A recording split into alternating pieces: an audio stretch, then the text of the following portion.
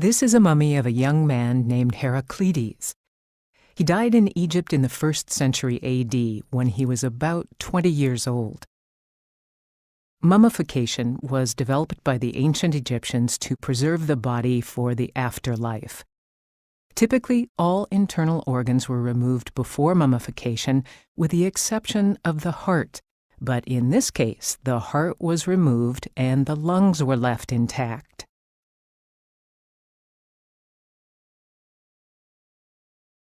Next, the body was covered with salt and left for about 40 days, until all moisture was eliminated.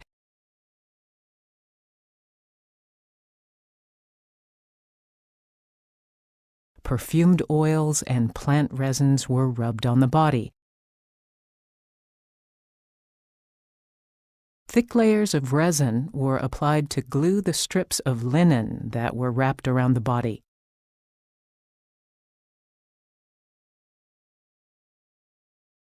The mummy was placed on a wooden board, and more wrappings bound them together.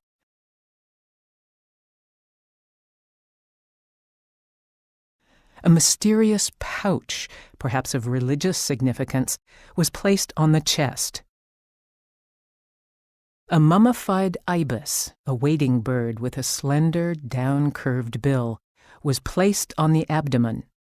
Ibis mummies commonly served as votive offerings to the gods, but this is an unusual case of a bird being mummified with a deceased human.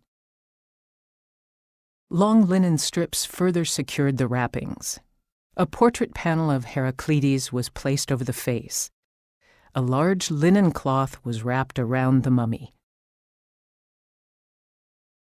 The shroud was painted red with an imported lead-based pigment.